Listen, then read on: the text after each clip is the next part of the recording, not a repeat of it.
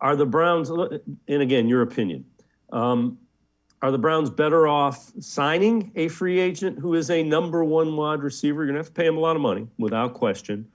Or are they better off trying to draft one at 13? And I'll tell you, my concern is a guy that you draft, even at 13, is he going to be able to come in and make life easier for Baker Mayfield or whomever's playing quarterback for the Browns? They need a guy at wide receiver that makes the quarterback's job easy.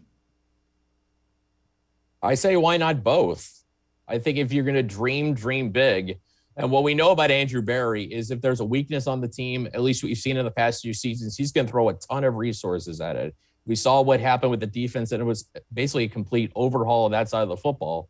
So, I mean, why not go big? Why not try and get a top-level receiver in free agency and then double down on that by getting a really good one in the draft? Then you could have a 1-2 combination where you have, say, with what's going on with Tom Brady, say the Buccaneers don't keep Chris Godwin and the Browns decide to sign him, then you draft Treylon Burks or Garrett Wilson. Then all of a sudden you have a situation where whoever you draft doesn't have to be the number one guy. He could be the number two guy.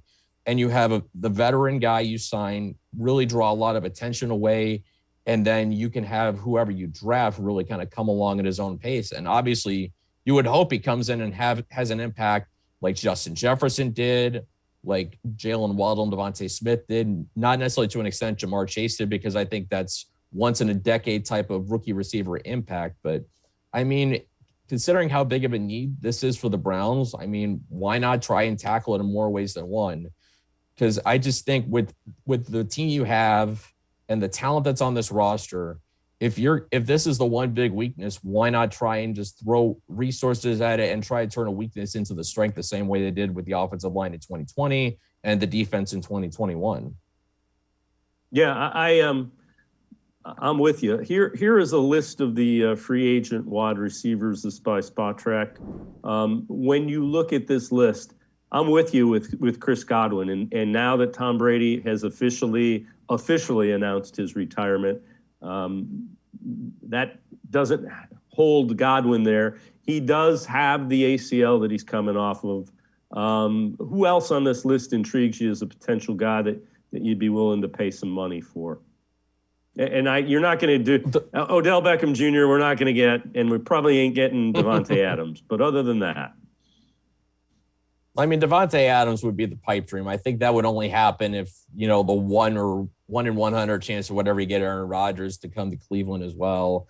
That seems like a package. But I look at this group. Allen Robinson's a guy that's always stuck out to me. He's put up pretty good numbers despite not having really good quarterback play throughout his career. I think arguably Cleveland could be one of the better quarterback teams he's played for, in his career, considering what he's had in Jacksonville and Chicago to work with. Michael Gallup, I think, is interesting.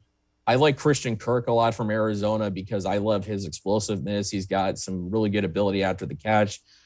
There's a lot of good receivers on that list to go for. I don't think you need to necessarily, if you're the Browns, you don't need to necessarily pigeonhole yourself into going for a specific archetype of receiver. Just find the one that you think best fits as far as talent and value is concerned. If they can find a good combination where that meets, that's a good place to go. But the goal, I think, obviously, try and find a dynamic guy in free agency and then try it and double up on that guy by getting another one really high in the draft, preferably, I think, with pick number 13. Yeah, I am with you because I think they are a effective and explosive passing game from being the team that everybody thought they were going to be this year. I think that's what kind of derailed them.